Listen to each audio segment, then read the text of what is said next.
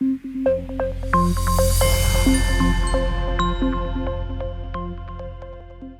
right, we are back. So in this video, we are going to be talking about how to interpret the coefficients in a regression model. Once you've estimated your regression, what do those coefficients mean when you look at them in a regression table? And I will tell you that the answer is very, very simple and straightforward, and we worked way too hard and we mess it up for ourselves because we are trying to make it more complex than it actually is. But in fact, it is very easy. If you regress y on x, then the coefficient on x is this. A 1 unit change in x is associated with a coefficient-sized unit change in y.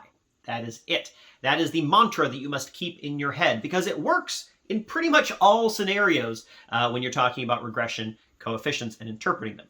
And if you have a complex regression model that you're not quite sure how to interpret, then just say out that sentence one more time and then slot things in the proper place. What is x? What is y? What does a 1 unit change mean? Well, you just fill those things in and you are done. A 1 unit change in x is associated with a coefficient-sized unit change in y. If you want to add some control variables in there, if you're regressing y on x and some control variable z, well, then it gets slightly more complex, but it's not that much more. Adjusting for all the other predictors in the model, a 1 unit sized change in x is associated with a coefficient unit sized change in y. Not that different. We're just doing the exact same thing. A 1 unit size change in x is associated with a coefficient size change in y. Because I'm saying it over and over again because it's a mantra that you want to say. In fact, stop the video right now and just say it out loud to yourself a couple times. A 1 unit change in x is associated with a coefficient-sized unit change in y. This always works as long as x only shows up in one place in your model. If it shows up in more than one place, then things get a little bit more complex. But as long as it only shows up in one place, this will always be the way that you can interpret a regression coefficient. Now, there are 3 things that I'm going to talk about going a little bit further about some wrinkles in this particular sentence, because filling in the sentence is easy enough, although interpreting what it means maybe is in context a little bit harder. One thing is this. Number 1, notice that I said a 1 unit change in x is associated with a coefficient-sized unit change in y. Associated with does not imply any sort of causal relationship. And that is, in fact, by default, you shouldn't be assuming that you've causally identified the effect. And so that's why I use the term associated with. You might have heard the phrase, a 1 unit change in x increases y by the size of the coefficient. That interpretation assumes that you have some sort of causal identification, which we probably don't. Although, if you do, then yes, you can say that. If you have causally identified the effects of x on y, then you can say a 1 unit change in x increases or decreases y by the size of the coefficient. Right. Another thing is, what if we don't actually care about x or y directly, but we care about some sort of transformation of them? So for example, in the next video, we're going to be talking about logarithms. And in that case, we might regress y on the logarithm of x. And we would still say a 1 unit change in the logarithm x of our predictor is associated with a coefficient-sized unit change in y. The sentence still works exactly because we're just regressing some outcome on some predictor. A 1 unit size change in the predictor is associated with a coefficient size unit change in the outcome. Although in this case, we don't actually care about a 1 unit size change in the log of x, we probably care about x directly.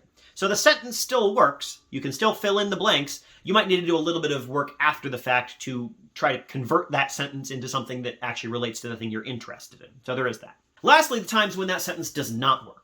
So the only way in which that sentence is really going to not work in a common setting is if x shows up in more than one place in the list of predictors. How could that be? Well, maybe you are regressing y on x and the square of x, the polynomial, which we'll talk about in the next video. Or maybe we're regressing y on x and z and x times z. It's an interaction term, which we'll also talk about pretty soon. In either of those cases, it's no longer really the case that you can just do the sentence. Because remember what our sentence is when we have control variables in there. Adjusting for all the other control variables, which we could also say is holding all the control variables constant, a 1 unit change in x is associated with a coefficient size unit change in y. Okay, that seems like it should still work, except that you can't actually hold all the other controls constant, right? What if you have x and x squared in your model? Well, you can't really change the value of x, give a 1 unit change in x without also changing x squared, right? You can't change one without the other.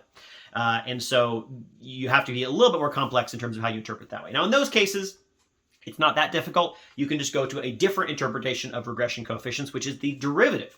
If we are regressing y on x, then the derivative of y with respect to x is just beta 1. That's another way of getting at what the interpretation of the coefficient is, and a 1 unit change in x being associated with a certain unit change size in y. We're sort of describing the derivative, the slope of the line.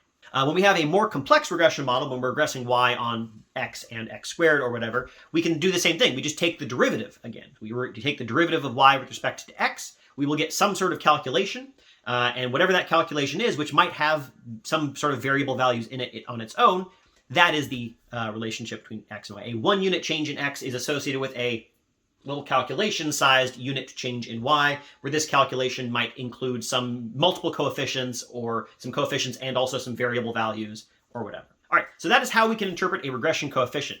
The phrase that I've used 10 million times in this video, and I've continued to use it, and you should use it too, is a 1 unit size change in the predictor is associated with a coefficient unit size change in the outcome, perhaps controlling for some predictors.